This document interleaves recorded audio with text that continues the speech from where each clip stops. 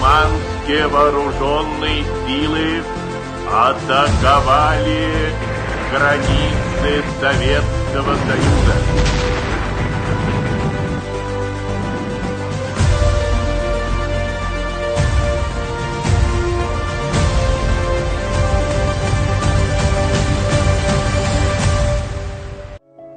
Великая Отечественная война оставила глубокий след в истории всех народов Советского Союза. Ингуши по праву могут гордиться своими прославленными соотечественниками, один из которых был легендарный партизан и разведчик Абдулла Дудиевич Цароев. Он родился в 1919 году в Назрани. Абдулла Цароев воспитывался на примере отца, погибшего в боях в гражданскую войну. Мать Кейпа Албастовна с двумя малышами осталась одна и рано приобщила сына к труду. Абдулла повзрослел раньше ровесников. Окончив среднюю школу, уехал учиться в Москву. 18-летний Абдулла в 1937 году стал студентом Московского государственного театрального института. Со второго курса Абдулла был направлен учиться на командира Красной армии в Калинковичское военное училище, расположенное в Беларуси. Учеба проходила быстро и легко.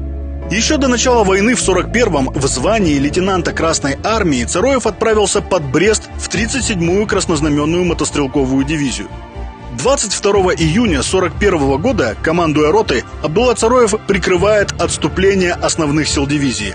В августе того же года подразделение под командованием Абдуллы разгромило комендатуру в городе Кличев, а также вывело из строя цех машиностроительного завода в Минске, где немцы наладили ремонт военной техники. После ряда успешных операций партизаны под руководством Цароева вышли к реке Бесить и 9 сентября встретились с отрядом Дмитрия Медведева, где Цароев продолжает воевать в объединенном отряде под командованием героя Советского Союза Дмитрия Медведева, начальником разведки партизанского отряда особого назначения. После войны Медведев описывает в своей книге «Сильные духом» и подвиги Абдуллы Цароева. В ней партизан и разведчик выведен под именем Володя. Отважный воин совершил с товарищем множество вылазок в тыл врага, уничтожая склады и технику гитлеровцев. При этом бойцы добывали и ценные сведения, и приводили пленных немецких офицеров, захватывались трофеи.